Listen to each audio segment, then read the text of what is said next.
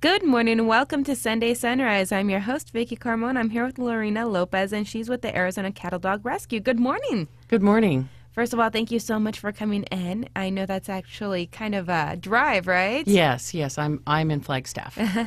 Well, once again, thank you for coming down, and we're here to talk about a great organization. But first of all, tell us a little bit about yourself. Well, my name is Lorena Lopez, and I've been here in Arizona for 8 years, living in Flagstaff. And I'm president of Arizona Cattle Dog Rescue, newly formed in October of 2010. Wow, you guys are a pretty recently formed organization, right? Yep, just barely 10 months old. All right, well, tell us about the history then. It's fairly new. Yeah, we're fairly new. Most of our members have been involved with the cattle dog for several years and been involved with rescue. And so that's how we got to know each other. And we decided to start our own. We had some specific ideas that weren't fitting with other rescues. And so we started our own. We came together in October, and our 501 was approved in May. So we came together pretty quick. Sounds like it. Now, Arizona Cattle Dogs. Why cattle dogs? Why cattle dogs? Well, again, I've been with the breed for 15 years. Wow. And the neat thing about having a breed-specific group is that we can meet the needs of that specific breed. And that's the breed that I love, so I really can connect with that breed. And they tend to be a bit misunderstood by the general public. They see that really good truck dog or the dog that's on the trail that's probably about 5 or 6 years old, and they listen to their owner. They stay in the truck. They're that very obedient dog. But they didn't see the first 2 to 4 years of training it took to get that dog there. They can be kind of a handful for the first few years. And so that's mostly what we end up pulling out of shelters is dogs anywhere from 8 months to 2 years old, because families have discovered that they're just too much to handle. So that's why there's a big need here in Arizona for them. We have a lot in southern Arizona that are homeless. Oh, wow. That's pretty sad. Yeah. So are these dogs more rambunctious than normal puppies? They can be very high energy. This was a breed that was developed specifically to move the hardest animal on the face of the earth, being the Australian cow. Oh, wow. So they're very tenacious, they're very intelligent, and I like to say that they're almost human, they just lack thumbs. And they really focus on their person, and if they're given a job or a purpose and given exercise, they're the best dog out there. But they do need a little bit more than your average lab or lap dog. So it's definitely not a breed of dog that you can just come home to every few hours during the day. They need lots of attention and training. Yes, they need a lot of attention and training. They're not a high maintenance breed necessarily if you meet their needs every day. My dogs, I have 10 at the house right now. Oh, wow. I own 5 of my own, and then I have, 9 dogs, and I have 4 foster dogs. So we walk probably 2 or 3 miles every day. Some of that is off leash, some of it's on leash. I do a lot of mental exercise for them as well as physical. So they have to listen to what I want them to do. They have rules, boundaries, and limitations, as you've probably heard the dog whisperer talk about. And so if they have structure and they have exercise, they're one of the best breeds out there. You kind of have to be a bit of a control freak to own one because they're bred to be control freaks. So the average person can own them if they educate themselves and dedicate themselves to the dog. Now, are they more difficult to train than other breeds? I find them easier to train because they're Really? that smart. Again, though, you have to be, you can't see it on radio, but I'm a redhead, and so I'm just as confident in my abilities. So the dogs, of course, a soft owner, somebody that just wants to go, oh no, that's they're gonna test you, and Right. so, but not necessarily in a defiant way. You have to earn their respect. So, again, an average person can own them if they are above average activity level and dedicate themselves to learning how to deal with the breed. And then once you've got them dialed in the first couple years, then they're a dream dog. So your rescue, does it deal mainly with puppies or older dogs? We generally, the average age of our dogs is anywhere from 6 months to 5 years old. We get them younger than that sometimes. Puppies are a great expense, and they're a long-term commitment.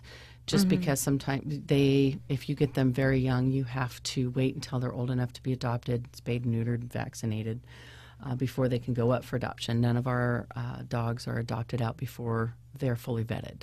Oh, wow. Yeah, and microchipped and any other medical needs. We've had a few dogs that have needed surgery or overcoming other health issues before they're put up for adoption. So most of what we pull out of the surrounding shelters, again, are dogs that people have realized, oh, this is too much dog for me, and they just take them to the pound. And so, again, they're anywhere from the age of 6 to 5, but the average age is about 1 to 2 that we have. Let's say somebody's out there listening and they're like, hey, I like this kind of breed, and they want to go to you and they want to adopt a dog. Obviously, you guys are looking for a certain type of adoptee. Correct. What do you look for? We look for not just breed-specific knowledge. You know, like I said, the average person can own them. They're not a first-time dog owner dog, generally.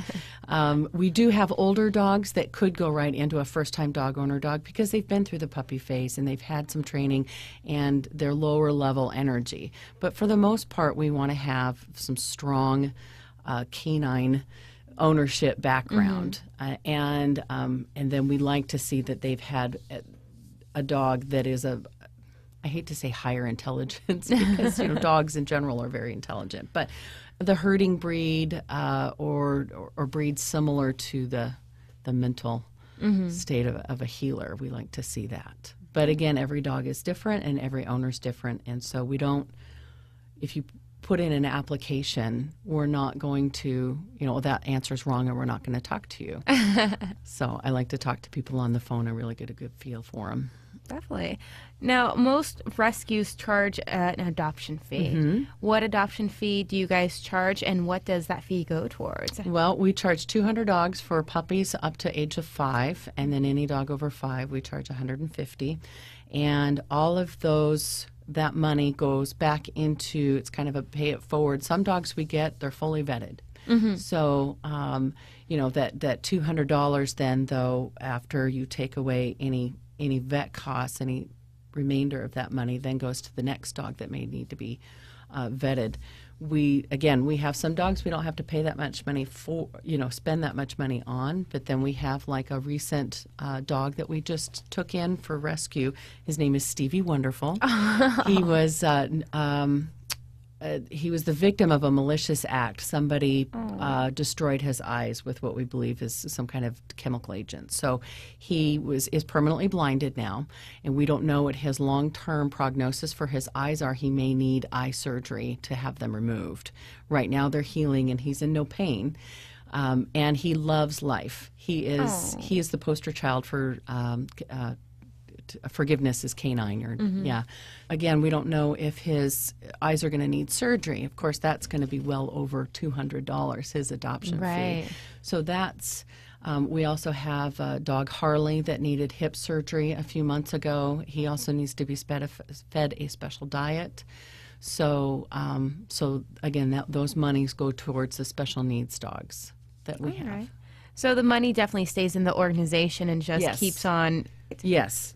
None of us are paid. We are all 100% volunteers. Actually, we lose money than gain it. So it does all go back to the dogs, 100%, and that's why we charge an adoption fee so that we can continue to help them. Now, you guys are a fairly new organization, like we said. Do you guys have any adoption stories, any success stories right now? Well, our adoptions up to date, we've adopted out 25 dogs just since October, so that's been a very good track. We We started off with 9 volunteers. We now have 13. So that's one of our biggest needs, money first, and then of course having foster homes, because we're all foster home based organization. So the more foster homes we have, of course, the more dogs we can save. And we have 16 dogs right now in foster. So, so we've had 25 adoptions. We have adopted out a deaf dog. Oh. So we don't turn away special needs. I myself have a blind and deaf dog, and he lives life just like a regular dog. He's happy. He thinks everybody is the way he is. He was born that way. So, those types of special needs are not something that turns us off. We also have a 3-legged dog who came out of, there was a hoarding case that was convicted in the St. John's area back in March. We pulled 4 dogs from there. We have Thelma and Louise and Forrest and Lieutenant Dan. We call them the Hollywood dogs. And they're all up for adoption. Thelma's actually been adopted. So we've had one of those dogs has been adopted. And again, the other ones are up for adoption. They had to overcome great fear issues, social issues, and they've done a fabulous job. And they're all housebroken and family friendly and ready for their new home, and they've healed from their trauma. Now, you said you do have quite a few foster homes. Are you guys still looking for people to possibly foster for you guys? Oh yes. We the reason why we call ourselves Arizona Cattle Dog Rescue is because we didn't want to sound like we were really in one specific area. We want to really expand throughout Arizona. So we now have 3 foster homes in Flagstaff. Of course, I'm one of them. And then we have the other 10 foster homes are down here in the Phoenix, Scottsdale, southern Arizona area. And so we're always looking for more foster homes in any area in Arizona.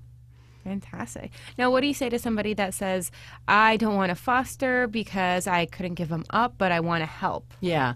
Well, the giving up part of it is that when you go into it, I've been doing this for 8 years. And when you know that dog's coming into your home to heal, to become healthy again, to learn just some basic manners and be able to live when they're in a shelter environment, it's a very stressful environment. And so they don't present their true personality sometimes to people. They're not as adoptable as when they're in a home. They're just a regular dog.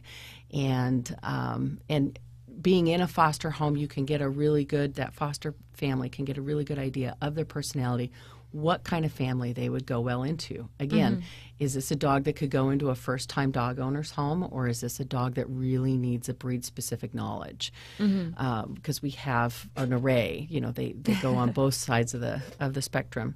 When you when you become a foster home, and you have that dog, and you know that that's the purpose that you're there for, and then that perfect family comes along for that dog, and you get to see the love connection, and you get to see that dog go to a home where they're going to get, they're a true member of that family. I don't hold back any love from my foster dogs. I treat them just like my dogs, but they tend to know that this is a temporary place, because when they're like Milo, when his adopter walked in the door, you saw the little lightning bolts between the eyes. There was an instant connection, and we spent an hour together, and he walked right out that door with her, and he never looked back. Walked right into her. He knew, yay, I have my home. Aww. So if you feel like you can't be a part of that, and being a foster home, and it does take some dedication to be a foster home, we always need other types of course, monetary donations. Now that we're a 501c3 approved, we're looking for people that have grant writing experience that could either help train one of our volunteers or do grant writing for us. We could always use donations of products like food and crate and leashes, things like that, that we could help provide our foster homes for. Because again, we get no money, from this. I work a part-time job just so I can buy dog food. So that supplements that, and because I go through probably about 40 pounds a week. Wow. Yeah. That's a lot of dog food. Yeah, it's a lot of dog food, but they're worth it. Definitely. And so there's several different things. If you feel like you could offer anything, I would encourage you to go to our website, www.arizonacattledogrescue.org. And if you're out there and cattle dogs really aren't your passion, labs are, papillons are, bulldogs, there's rescues, there's breed-specific rescues in Arizona for almost every breed out there. Fantastic. Yeah, so you can go online and just Google your breed and Google rescues in Arizona, and you can get in touch with them. Lorena, it definitely sounds like you guys have been so successful already. You guys have started out 10 months ago and completely grown quite a bit. So I do want to congratulate you on that. Is there something that you want to say to the listeners out there, something that you want to leave them with? Well, as far as fundraising, you were talking about doing something different other than we are part of PAC 911, which is the Phoenix Animal Care Coalition 911. It is an umbrella organization, nonprofit organization that helps helps out over 100 rescues, breed rescues here in Arizona. And they're not just dog rescues, cat rescues, horse rescues, any animal rescue here in Arizona. And our big fundraiser is coming up on August 6th. It's called Bolorama. You can find out more information, again, either by going to our website or going to the PAC 911 website, and how you can donate funds, again, specifically to us or just to PAC so that they can help out other organizations. They're a very big group. I'm sure you've been downtown during the spring or the fall in certain areas and seen big adopt-a-thons. There's the big air balloon-looking dog and kitty at those. They have one at the Franciscan Center. They have one in Anthem. They have a few others here, and I'm not real familiar with the places here in Phoenix. But and they have helped place over 6,000 dogs. And they also pay out to rescues. They have an emergency medical fund for their members, and they've paid out over $400,000 so far. So they're have been a real lifesaver to some of us smaller rescues as support. So again, it's Bolorama, and it's on August 6th, and a bunch of the rescues will be. I'm not sure where it's at, but you can find out more information. Definitely. Yeah. All right. Well, thank you once again, Lorena, for you're coming welcome. in. And can you give out the website?